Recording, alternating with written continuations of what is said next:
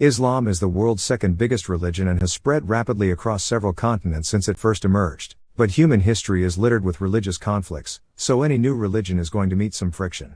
Cometh the hour, cometh the man. There have been many great Islamic warriors who rose to the challenge of confronting this friction. No matter what you think of Islam, it's hard to deny that some of the greatest warriors and military tacticians of all time have been Muslim.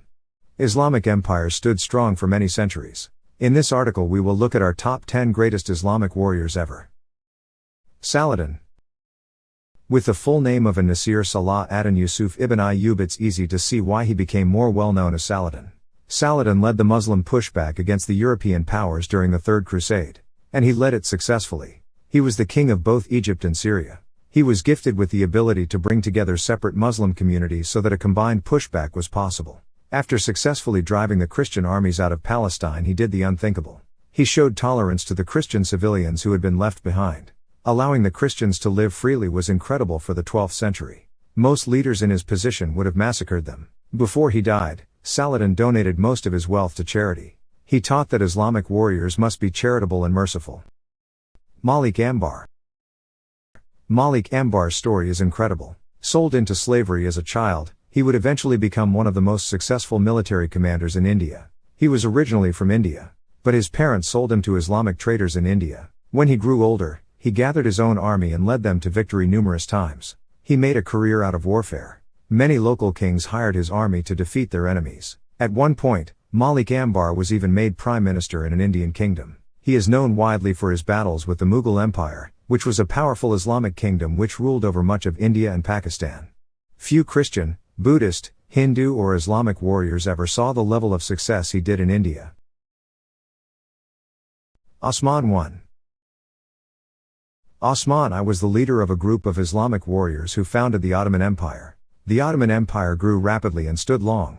In fact, it stood for over 6 centuries and only met its demise after the First World War. And it all started with Osman I. He was the leader of a nomadic tribe that decided to establish some sort of kingdom. He took advantage of the huge numbers of Islamic warriors fleeing the encroaching Mongol hordes. He also took advantage of the rapidly declining power of the Byzantine Empire, jumping at the chance to seize more and more of their territory.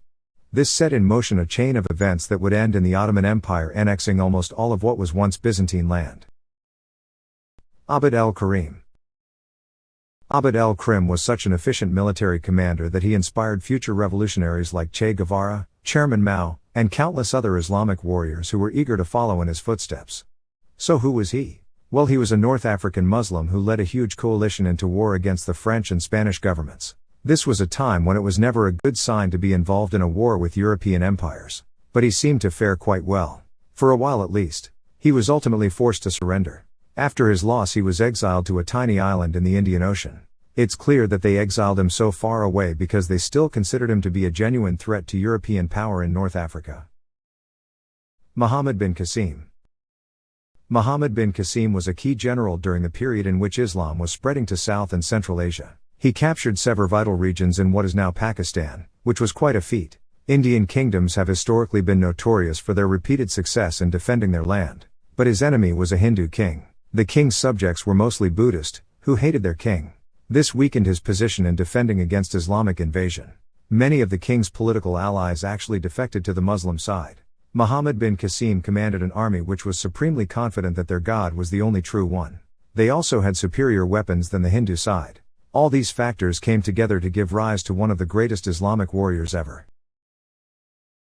Maymont the Conqueror. Mehmed the Conqueror is celebrated as the man who captured Constantinople. Constantinople was the most vital city of the Byzantine Empire, so capturing it shocked the whole of Europe. Mehmed surrounded the city with the aim of blocking any supplies or help from its allies. He then took advantage of the superior Ottoman technology to bombard the city. The Ottomans became famous for the use of giant cannons, such as the ones used against Constantinople.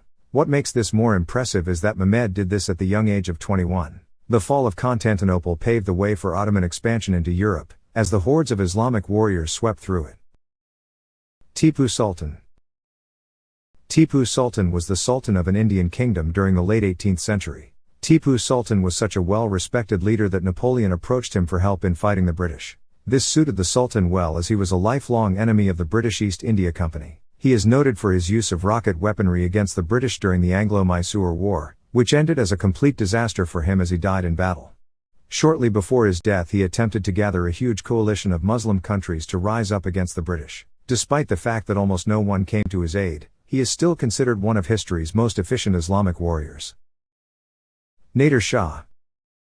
Nader Shah was the Persian Shah between 1736 and 1747. He is remembered as one of the greatest military tacticians in Iranian history. This extends to the point where many see him as the Iranian Napoleon. With a series of successful military campaigns, he expanded his country's borders to stretch over almost all of the Middle East. But his military genius eventually proved to be his downfall. He spent too much money on war and his empire expanded too fast for its economy to handle. Hazrat Ali, R.A. Ali was the son-in-law of the Prophet Muhammad. But he is also known for being among the mightiest and bravest Islamic warriors ever. Early Islam needed military skill to survive against its many enemies. They would raid traveling caravans for supplies and personal experience. This was how Ali learned his battle skills. He was involved in most of them. He was also involved in most battles of the period. For his effort and bravery, he was selected the first caliph to succeed Muhammad. If Shia tradition is to be listened to, if Sunni tradition is to be believed, he was the fourth caliph. Muhammad, Pbuh.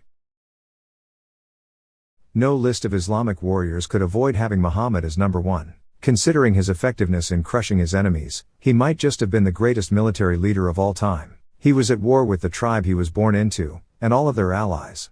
This was a big deal considering how few Muslims there were at the time. But he was able to outsmart them at every turn and form relationships with other powerful Arab tribes. After crushing his enemies, he would show them mercy, as an example to his followers.